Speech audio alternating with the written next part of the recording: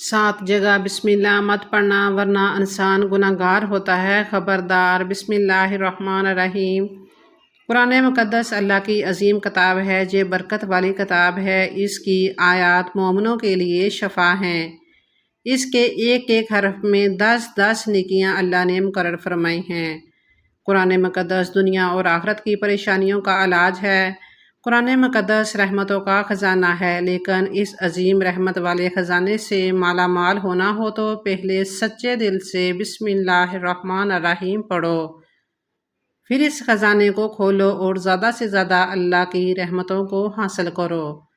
جب قرآن مقدس جیسی عظیم کتاب بغیر بسم اللہ الرحمن الرحیم کے نہیں کھلتی، تو دوسرے جائز کام کی برکتیں بغیر بسم اللہ الرحمن الرحیم کے کیسے حاصل ہو سکتی ہیں؟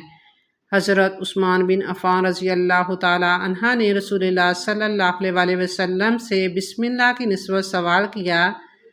آپ صلی اللہ علیہ وسلم نے فرمایا، یہ اللہ تعالیٰ کا نام ہے، اللہ تعالیٰ کے بڑے ناموں میں سے ہے اور اس میں اس قدر نزدیکی ہے جیسے آنکھ کی سیاہی اور سفیدی میں۔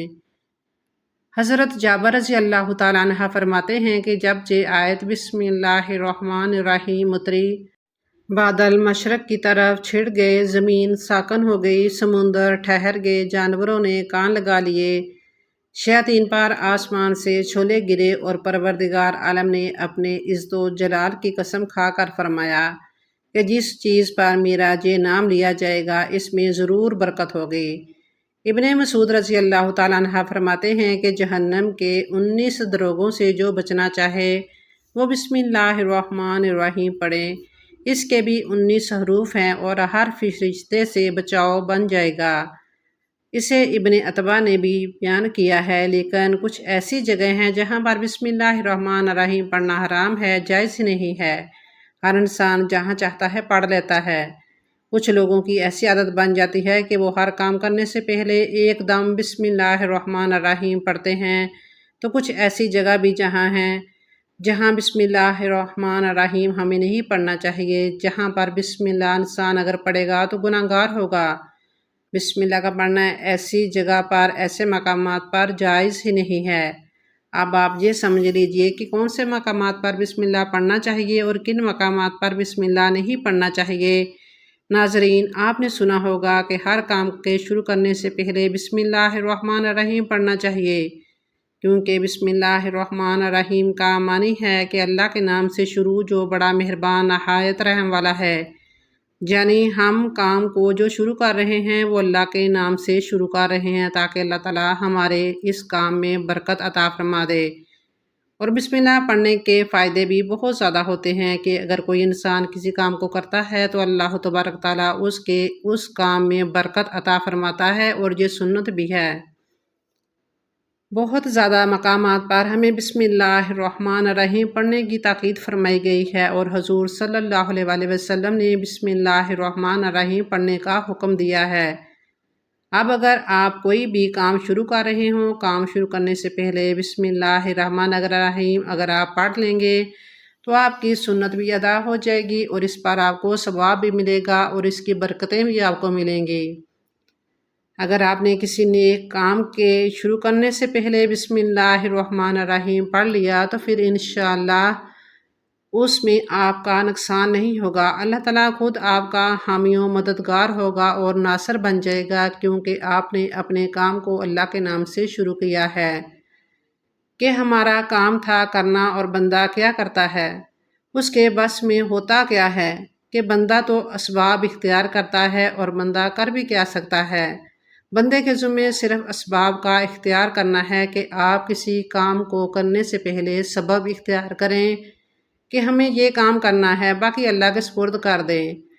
آپ اپنے کام کو کریں، باقی جو آپ کا کام ہے وہ اللہ تبارک تعالیٰ کے سپرد کر دیں۔ ایک مرتبہ ایک صحابی آئے، آ کر عرض کیا، یا رسول اللہ صلی اللہ علیہ وسلم، میں پریشان ہوں، ہمارا اونٹ کہیں کھو گیا ہے۔ تو آپ صلی اللہ علیہ وسلم نے ان کو نہیں بتایا کہ اللہ پر بھروسہ کرو، اور اللہ پر بھروسہ ہی اصل چیز ہے۔ جو بولو کہ میں نے اللہ پر بھروسہ کر لیا، اللہ پاک کافی ہے اور بہترین کارساز ہے، تو کچھ صحابہ کرام کہنے لگے، یا رسول اللہ صلی اللہ علیہ وسلم، ہمیں اللہ کی ذات پر بھروسہ ہے، کیا ہم اپنے اونٹوں کو ایسے ہی چھوڑ دیں گے؟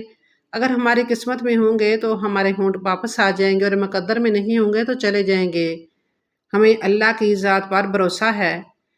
تو آپ صلی اللہ علیہ وسلم نے فرمایا کہ نہیں، پہلے اپنے اونٹ کو باندھو، پھر اللہ کی ذات پر یقین کرو، پھر اللہ کی ذات پر بھروسہ کرو۔ یعنی ہمارے ذمہ کے جو کام ہیں وہ ہمارے اوپر کرنا لازم ہے۔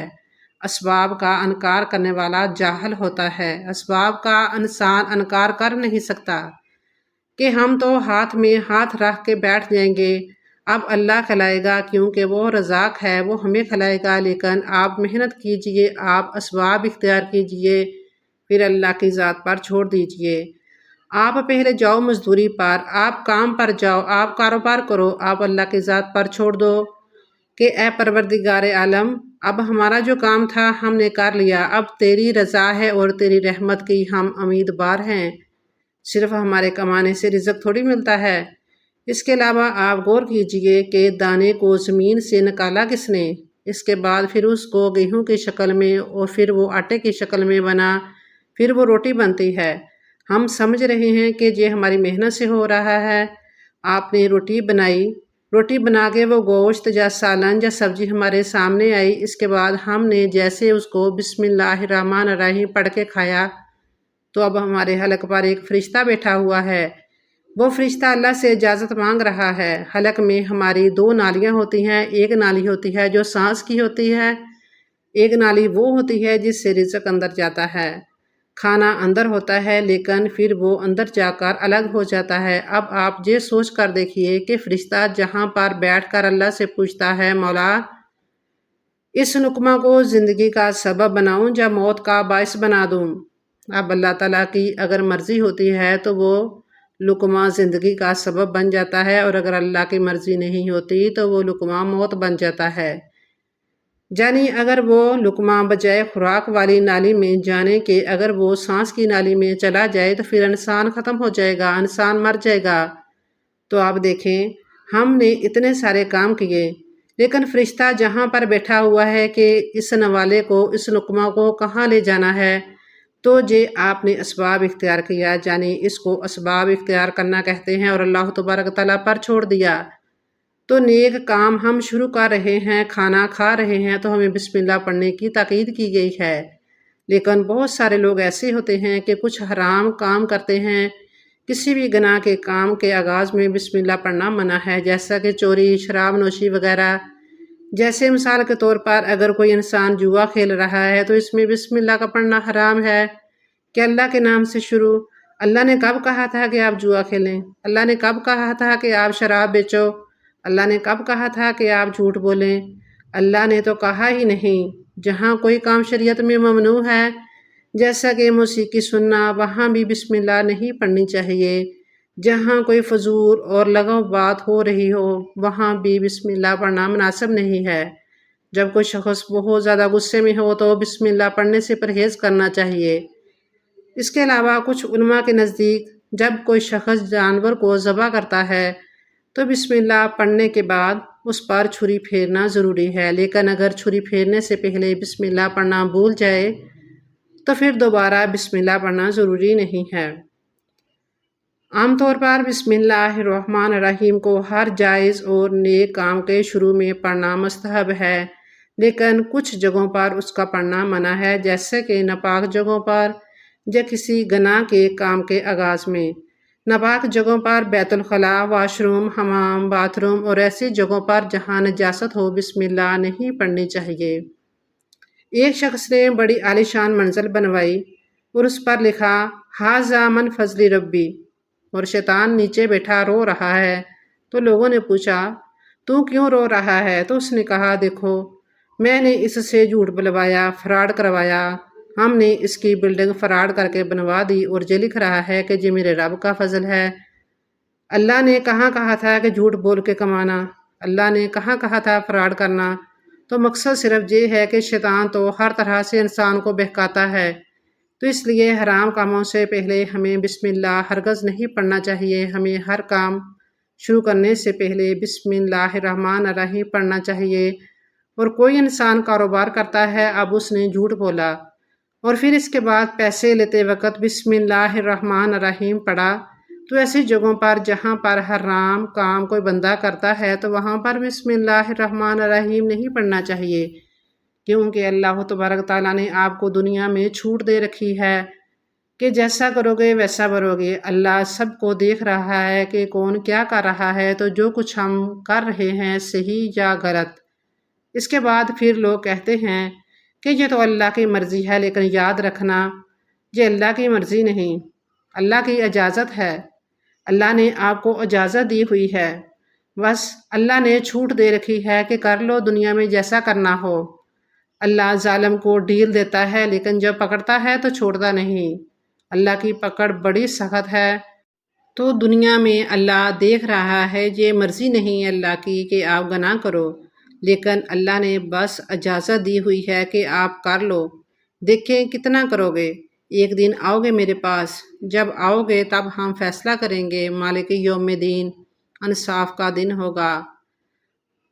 تو اللہ کی ربوبیت سمجھیے، اور ہمیں یہ سمجھنا چاہیے کہ کون سے کام ہمیں کرنا چاہیے اور کون سے کام ہمیں نہیں کرنا چاہیے۔